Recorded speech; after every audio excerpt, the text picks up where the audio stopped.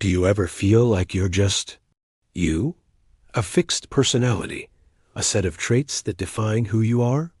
What if I told you that something as simple as the height of your ceiling could be shaping your very essence? It sounds like science fiction, but research is revealing a shocking connection between the space you're in and your inner world. Studies show that different spatial geometries, like high or low ceilings, can actually rewire your brain's neural pathways. This can subtly shift your moral compass, your creativity, and even your decision-making, all without you ever noticing. So the big question is, are you really in control of who you are? Or is your own room silently designing your soul? It's a wild thought, isn't it? Let's dive deeper into this.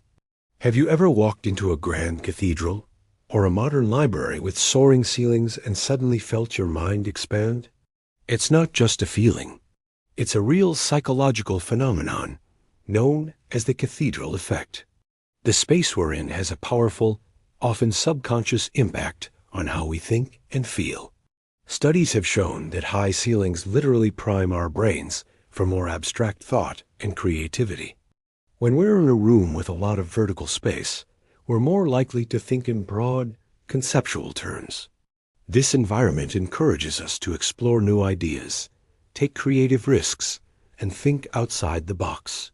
It's why you often see high ceilings in art studios, innovation labs, and brainstorming rooms. The physical sense of openness translates directly into mental freedom. On the flip side, have you ever noticed how much easier it is to focus on detailed tasks in a cozier space with a lower ceiling? Think of a classic study, a library carrel, or even your favorite coffee shop nook. These environments naturally encourage a more concrete, detail-oriented mindset. When the ceiling is lower, our brains switch gears. We become more focused on specifics, making these spaces ideal for tasks like proofreading, solving math problems, or doing anything that requires meticulous attention. This connection between space and cognition goes even deeper. The volume of a room can influence our internal sense of personal agency and freedom. Think about it. A vast, open room gives you the physical freedom to move around, to stretch, to breathe deeply. This physical liberty mirrors a psychological one. We feel less constrained, more in control, and more powerful in our own right. It's as if the expansive space gives our own sense of self-permission to grow and expand as well. This is why minimalist designs with open floor plans are so popular. They don't just look good, they make us feel good and more empowered. Interestingly, this sense of freedom can even shape our moral compass. Research suggests that when we feel physically unconstrained in a wide-open room, we tend to develop a more expansive and less restrictive moral framework. We become more open to different perspectives and less rigid in our judgments. In contrast, being in a confined or cluttered space can make us feel more restricted, which can translate into a more rigid and rule-bound way of thinking about right and wrong. Ever walked through a bustling city and felt completely overwhelmed? It's not just you. There's some serious psychology at play when we cram ourselves into dense urban jungles. Our brains, believe it or not, are hardwired for smaller, more manageable social groups. So when we're constantly surrounded by thousands of strangers, our minds shift into a state of hypervigilance. Think of it as your brain's security system being on high alert, 24/7. It's constantly scanning for potential threats, which is exhausting and leads to what we call social shielding. We put up invisible walls, pop in our headphones, and avoid eye contact. It's a defense mechanism. This constant overload is what transforms our natural tendency for empathy into something called urban anonymity. Back in a small village, you'd know everyone's story. In a city, that's impossible. To cope with the sheer volume of social information, our brains start to filter people out. We stop seeing individuals and start seeing a crowd. It's not because we've become cold or uncaring. It's a survival strategy to prevent our cognitive circuits from completely frying. We learn to mind our own business as a way to preserve our own mental energy. It's a necessary adaptation to an environment our brains weren't originally designed for, and it doesn't stop with our social brains. The physical reality of cramped living spaces takes a toll on us too. Living in a small apartment with constant noise and a lack of personal space triggers a physiological stress response. Your body releases more cortisol, the stress hormone. This chronic stress does more than just make you feel on edge. It actually shrinks your long-term planning horizon. When you're in constant survival mode, your brain prioritizes immediate needs over future goals. You start thinking about how to get through the day, not where you want to be in 5 years.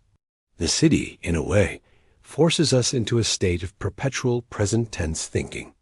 It's a fascinating, if not slightly unsettling, look at how our environment shapes the very way we think and feel. Ever wonder if the light around you could be secretly shaping your moral compass? It sounds like science fiction, but the connection between light, our brains, and our behavior is surprisingly real. Let's start with sunlight. Getting enough natural light isn't just about feeling good. It's about being good. Sunlight helps our brains produce serotonin, a key chemical that doesn't just boost our mood, but also helps us control our impulses. Think of it as your brain's natural brake pedal. More sunlight means a stronger brake, making it easier to resist temptations and make more considered, ethical choices.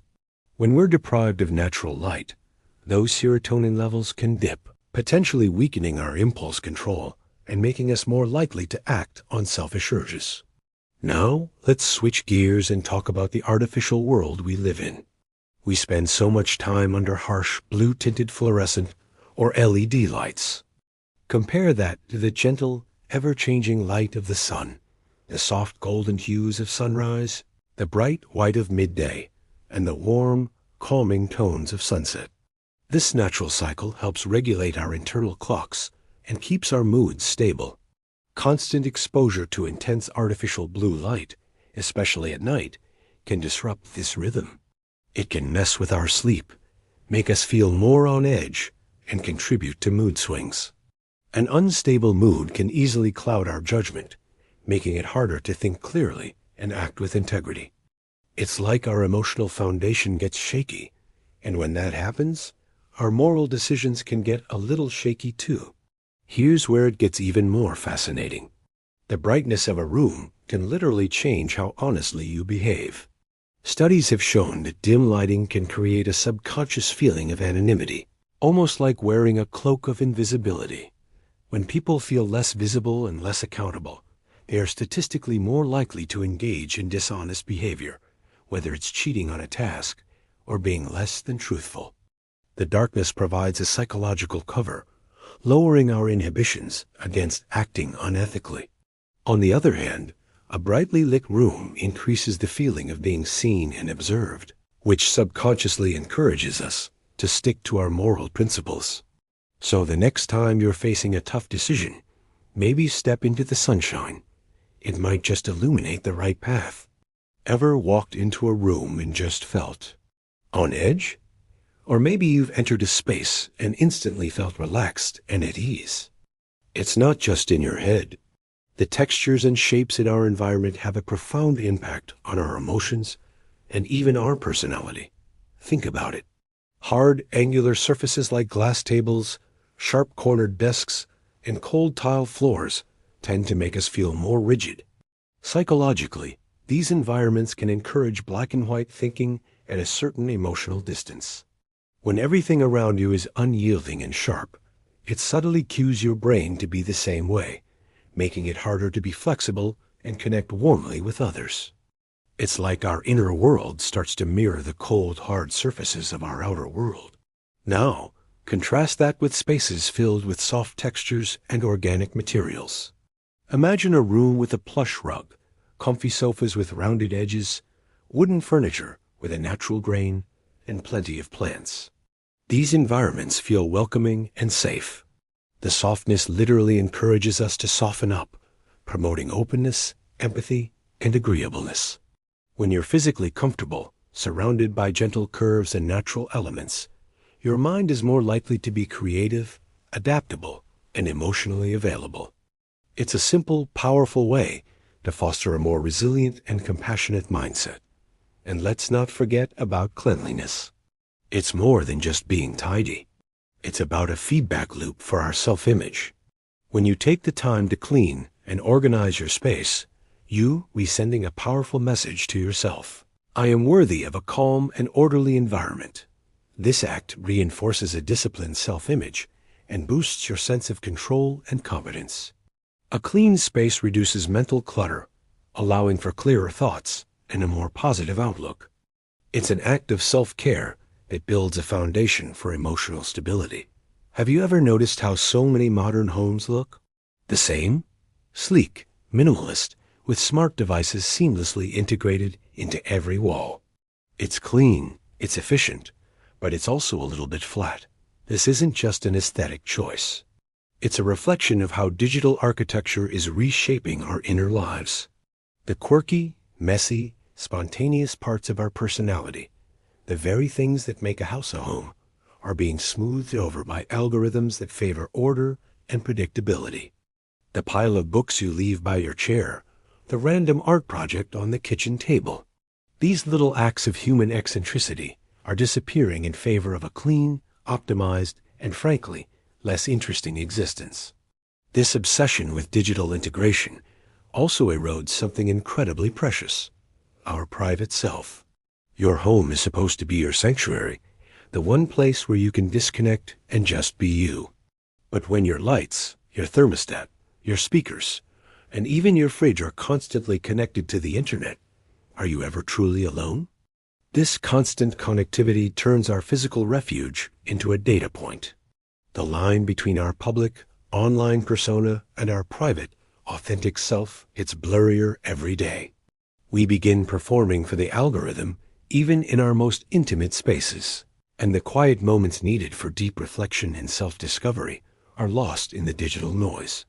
But here's the exciting part. We don't have to be passive participants in this. If our environment shapes who we are, we can consciously design our spaces to cultivate the person we want to become. This is where intentional spatial design comes in. Think about it.